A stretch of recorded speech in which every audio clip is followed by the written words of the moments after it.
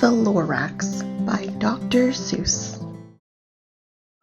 The Lorax by Dr. Seuss.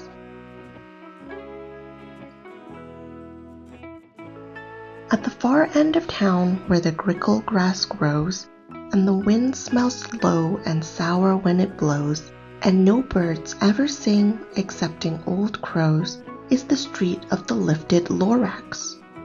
And deep in the grickle grass, some people say, if you look deep enough, you can still see today where the Lorax once stood, just as long as it could, before somebody lifted the Lorax away. What was the Lorax, and why was it there?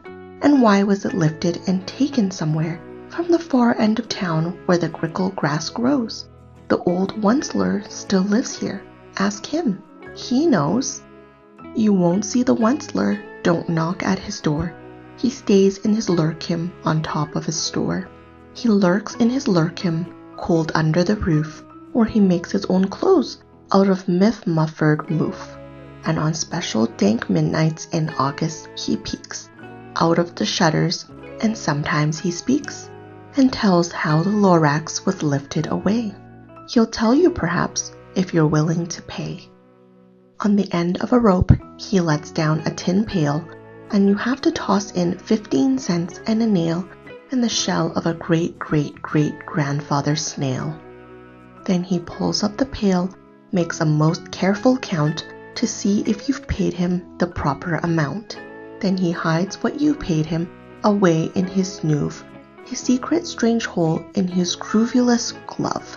Then he grunts, I will call you by whisper-ma-phone, for the secrets I tell are for your ears alone.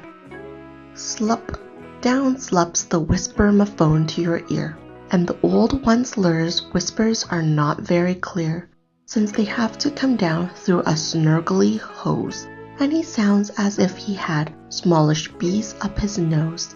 Now I'll tell you, he says, with his teeth sounding gray, how the Lorax got lifted and taken away. It all started way back, such a long, long time back. Way back in the days when the grass was still green, and the pond was still wet, and the clouds were still clean, and the song of the swomy swans rang out in space. One morning I came to this glorious place, and I first saw the trees, the Truffula Trees, the bright-colored tufts of the Truffula Trees, mile after mile in the fresh morning breeze. And under the trees I saw brown barbaloots, frisking about in their barbaloot suits as they played in the shade and ate truffula fruits. From the rippleless pond came the comfortable sound of the humming fish humming while splashing around. But those trees, those Truffula trees, all my life I've been searching for trees such as these. The touch of their tufts was much softer than silk, and they had the sweet smell of fresh butterfly milk. I felt a great leaping of joy in my heart. I knew just what I'd do. I unloaded my cart. In no time at all, I had built a small shop. Then I chopped down a Truffula tree with one chop, and with great skillful skill, and with great speedy speed, I took the soft tuft, and I knitted a thneed. The instant I'd finished, I heard a gazump. I looked. I saw something pop out of the stump of the tree I'd chopped down. It was sort of a man. Describe him? That's hard. I don't know if I can. He was shortish and oldish and brownish and mossy, and he spoke with a voice that was sharpish and bossy. Mister, he said with a sawdusty sneeze, I am the Lorax. I speak for the trees. I speak for the trees, though the trees have no tongues, and I'm asking you, sir, at the top of my lungs. He was very upset as he shouted and puffed. What's that thing you've made out of my Truffula tuft? Look, Lorax, I said, there's no cause for alarm. I chopped just one tree. I am doing no harm. I'm being quite useful. This thing is a thneed. A thneed of fine something that all people need. It's a shirt, it's a sock, it's a glove, it's a hat. But it has other uses. Yes, far beyond that. You can use it for carpets, for pillows, for sheets, or curtains, or covers for bicycle seats. The Lorax said, "Sir, you are crazy with greed. There is no one on earth who would buy that fool's Thneed." But the very next minute I proved he was wrong, for just at that minute a chap came along, and he thought that the Thneed I had knitted was great. He happily bought it for $3.98. I laughed at the Lorax. "You poor stupid guy. You never can tell what some people will buy." "I repeat," cried the Lorax, "I speak for the trees." "I'm busy," I told him. "Shut up, if you please." I rushed across the room and in no time at all built a radio phone. I put in a quick call. I called all my brothers and uncles and aunts, and I said, "Listen here. Here's a wonderful chance for the whole Onceler family to get mighty rich. Get over here fast. Take the road to North Nitch. Turn left at Weehawken. Sharp right at South Stitch." And in no time at all, in the factory I built, the whole Onceler family was working full tilt.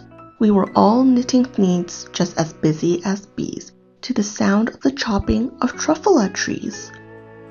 Then, oh baby, oh, how my business did grow. Now chopping one tree at a time was too slow. So I quickly invented my super axe hacker, which whacked off 4 Truffula trees at one smacker.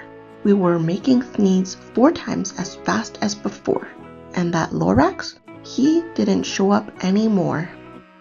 But the next week, he knocked on my new office door. He snapped, "I'm the Lorax who speaks for the trees, which you seem to be chopping as fast as you please. But I'm also in charge of the brown barbaloots, who played in the shade of their barbaloot suits, and happily lived eating truffula fruits. Now, thanks to your hacking my trees to the ground, there's not enough truffula fruit to go around, and my poor barbaloots are all getting the crummies because they have gas and no food in their tummies. They loved living here, but I can't let them stay. They'll have to find food, and I hope that they may. Good luck, boys," he cried, and he sent them away. I, the Onceler, felt sad as I watched them all go. But business is business, and business must grow, regardless of crummies in tummies, you know. I meant no harm, I most truly did not, but I had to grow bigger, so bigger I got. I biggered my factory, I biggered my roads, I biggered my wagons, I biggered the loads of the Thneeds I shipped out.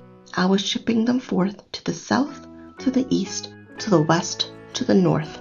I went right on biggering, selling more Thneeds, and I biggered my money, which everyone needs. Then again he came back. I was fixing some pipes when that old nuisance Lorax came back with more gripes. "I am the Lorax," he coughed and he whiffed. He sneezed and he snuffled. He snargled, he sniffed. "Onceler," he cried with a cruffulous croak. "Onceler, you're making such smogulous smoke.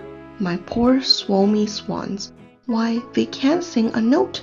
No one can sing who has smog in his throat." "And so," said the Lorax, "please pardon my cough. They cannot live here, so I'm sending them off. Where will they go? I don't hopefully know. They may have to fly for a month or a year to escape from the smog you smogged up around here." "What's more," snapped the Lorax, his dander was up, "let me say a few words about Gluppity Glup. Your machinery chugs on day and night without stop, making gluggity glup, also sloppity slop. And what do you do with this leftover goo? I'll show you, you dirty old Onceler man, you. You're glumping the pond where the humming fish hummed. No more can they hum, for their gills are all gummed. So I'm sending them off. Oh, their future is dreary. They'll walk on their fins and get woefully weary in search of some water that isn't so smeary." And then I got mad. I got terribly mad. I yelled at the Lorax, "Now listen here, Dad. All you do is yap yap and say bad, bad, bad, bad. Well, I have my rights, sir, and I'm telling you I intend to go on doing just what I do. And for your information, you Lorax, I'm biggering on biggering and biggering and biggering and biggering, turning more Truffula trees into Thneeds, which everyone everyone needs. And at that very moment, we heard a loud whack. From outside in the fields came a sickening smack of an axe on a tree. Then we heard the tree fall, the very last Truffula tree of them all. No more trees, no more needs, no more work to be done. So in no time, my uncles and aunts, everyone all waved me goodbye. They jumped into my cars and drove away under the smoke-smothered stars. Now all that was left neath the bad-smelling sky was my big empty factory, the Lorax, and I. The Lorax said nothing, just gave me a glance, just gave me a very sad, sad backward glance as he lifted himself by the seat of his pants. And I'll never forget the grim look on his face when he hoisted himself and took leave of this place through a hole in the smog without leaving a trace. And all that the Lorax left here in this mess was a small pile of rocks with the one word, unless, whatever that meant, well, I just couldn't guess. That was long, long ago, but each day since that day I've sat here and worried away. Through the years, while my buildings have fallen apart, I've worried about it with all of my heart. But now, says the Onceler, now that you're here, the word of the Lorax seems perfectly clear. Unless someone like you cares a whole awful lot, nothing is going to get better. It's not. So, catch, calls the Onceler. He lets something fall. It's a Truffula seed. It's the last one of all. You're in charge of the last of the Truffula seeds, and Truffula trees are what everyone needs. Plant a new Truffula, treat it with care, give it clean water and feed it fresh air. Grow a forest, protect it from axes that hack. Then the Lorax and all of his friends may come back. The end. The Lorax by Dr. Seuss. Thanks for reading along. Make sure to like and subscribe.